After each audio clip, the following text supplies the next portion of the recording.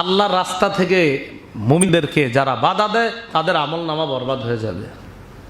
সূরা মুহাম্মদের 32 নম্বর আয়াতে আল্লাহ বলেন, ইন্নাল্লাযীনা কাফারু ওয়া সাদ্দু আন সাবিলিল্লাহি ওয়া শাক্কুর রাসূলা মিন বাদি মা তাবায়্যানা লাহুমুল হুদা। যারা কুফরি করে, যারা মুমিনদেরকে আল্লাহর রাস্তা থেকে বাধা দান করে, ওয়া শাক্কুর রাসূলা মিন বাদি মা তাবায়্যানা লাহুমুল হুদা, হেদায়েত স্পষ্ট হওয়ার পরেও যারা রাসূলের বিরোধিতা করে, লাইয়াদুরুল্লাহা শাইআ, তারা আল্লাহর কোনো ক্ষতি করতে পারবে না। আল্লাহ বলে ওয়াসায়ুহবিতু আমালাহুম, অচিরেই আল্লাহ, অবশ্যই আল্লাহ তাদের আমলগুলাকে বরবাদ করে দিবে, নষ্ট করে দিবে।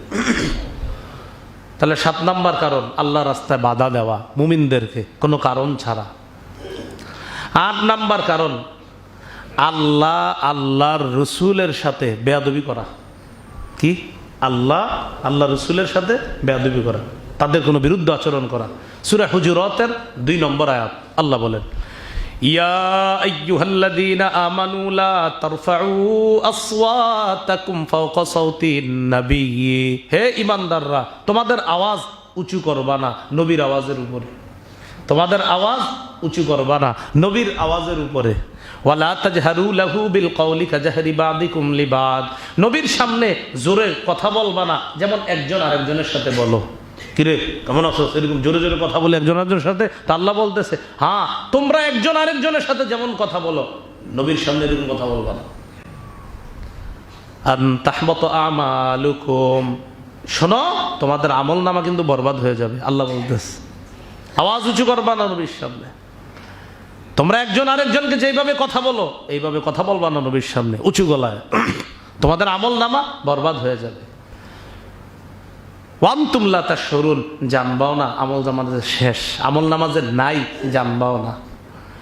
তো এখানে উদ্দেশ্য হলো আল্লাহ রসুলের কোনো বিরোধিতা করা, নবীরে ব্যঙ্গ করা, নবীরে নিয়ে উল্টা পাল্টা মন্তব্য করা, নবীকে গালি দেওয়া, এগুলো সব অন্তর্ভুক্ত এগুলার।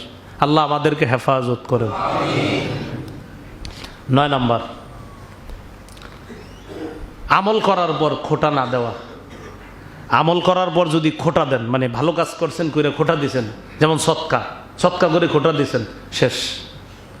সূরা বাকারার 264 নম্বর আয়াত আল্লাহ বলেন, ইয়া আইয়ুহাল্লাযীনা আমানু লা তুবতিলু সাদাকাতিকুম বিল মান্নি ওয়াল আযা, হে ঈমানদারগণ তোমরা তোমাদের সদকাগুলা নষ্ট করে দিও না, বিল মান্নি ওয়াল আযা, খোটা দিয়ে কষ্ট দিয়ে আমল নষ্ট করো না, সদকা নষ্ট করো না।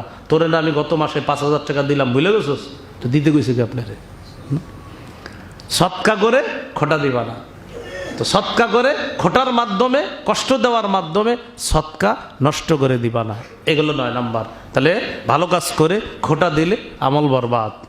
10, একটু আমার সাথে এটা বলেন আল্লাহর ব্যাপারে অমূলক কথা বলা।